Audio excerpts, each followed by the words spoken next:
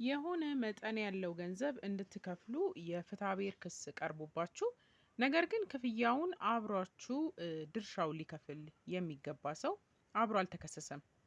እንደዚህ ያለው ነገር ሲገጥም ምን ማድረግ ይቻላል የሚለውን በዛሬው ቪዲዮ የማነሳላችሁ ነው የሚሆነው። ሰላም እንደምን ከረማችሁ? እኔ ጠበቃ ምህረት ነኝ። እንግዲህ ቅድም ያነሳሁትን አይነት ክስ ብዙ ጊዜ ያጋጥማል። ከሳሹ ወገን የተወሰነውን ሰው ብቻ ለይቶ ክስ ሊያቀርብ ይችላል። የተወሰነ ሰው ላይ ብቻ ማለት ነው። በተለያየ ምክንያት ሊሆን ይችላል። እንደዚህ አይነት ክስ ሲያጋጥም ብቻውን የተከሰሰው ሰው ለፍርድ ቤቱ አቤቱታ ማቅረብ የሚችል ነው የሚሆነው። ይኸውም ምንድነው? በተከሰሰበት ጉዳይ ላይ በክርክሩ ተካፋይ ሊሆን የሚገባው ወይም ካሳውን ወይም ገንዘቡን ለመክፈል ግዴታ አለበት የሚለውን ሰው ጠቅሶ ወደ ክርክሩ እንዲገባ ፍርድ ቤቱ እንዲወስንለት ማድረግ ይቻላል ማለት ነው። ስለዚህ ከዚህ በኋላ እንግዲህ ፍርድ ቤቱ ያ ያልተጠቀሰ ወደ ክርክሩ ይግባ የተባለ ሰው ወደ ክርክሩ እንዲገባ ከወሰነ እንደማንኛውም ተከራካሪ ይቆጠራል ማለት ነው። ታዲያ በማመልከቻው ላይ መግለጽ ወይም ደግሞ መገለጽ ያለባቸው ነጥቦች ምንድን ናቸው የሚለውን ስንመለከት አንድ ሰው ወደ ክርክሩ ይግባ ሲባል የመጀመሪያው መግለጽ የሚኖርብን በክሱ ውስጥ ይግባ የምንለው ሰው ሊከፍል የሚገባውን የገንዘብ ልክ ወይም የድርሻውን ልክ ልንገልጽ ይገባል። እንዲሁም ደግሞ የሚከፍልበትስ ምክንያት ምንድን ነው? ግዴታው ከየት የመነጨ ነው? ከውል ነው? ከህግ ነው? ከውል ውጭ ነው የሚለውን ነገር በግልጽ ማመልከት ይኖርብናል ማለት ነው። ይህንን ባሳማኝ መልኩ ለፍርድ ቤቱ ስናቀርብ ነው ወደ ክርክሩ ይግባ ሊባል የሚችለው ማለት ነው። ቀጥሎም እንግዲህ ፍርድ ቤቱ ያ ሶስተኛ ወገን ወደ ክርክሩ እንዲገባ ከፈቀደለት መጥሪያ እንዲደርሰው ይደረጋል። ስለዚህ እንደ ማንኛውም ተከራካሪ የመከራከር እድሉን አግኝቶ ክርክሩ ይቀጥላል ማለት ነው። ታዲያ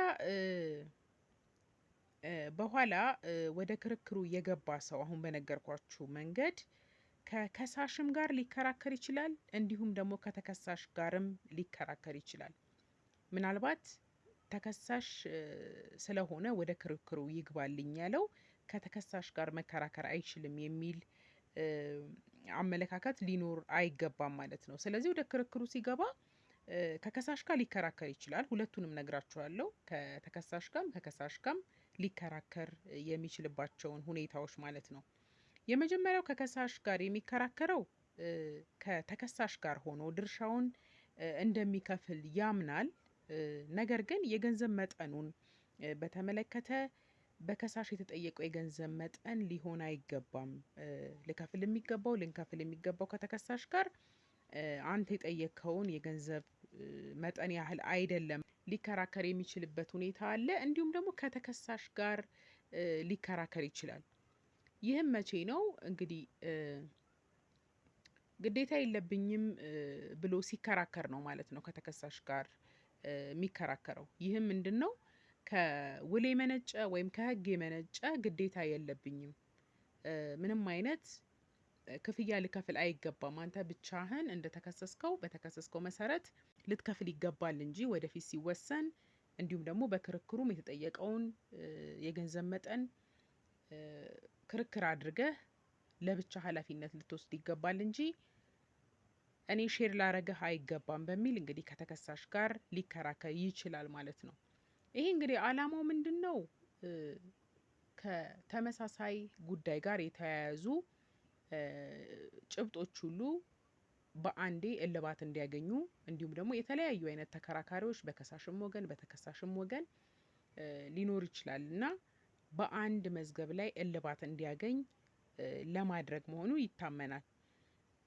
ስለዚህ እንደዚህ አይነት ነገሮች የሚገጥሙት ብዙ ጊዜ ለምሳሌ አንድ ተሽከርካሪ የሸጠ ሰው ስም ሳያዞር ገዢው እየተገለገለበት ባለበት መኪናው ጉዳት ቢያደርስና ጉዳት የደረሰበት ሰው ባለቤቱን ወይም ደግሞ ሻጩን ቢከሰው ወይም ደግሞ ሊከሰው ይችላል።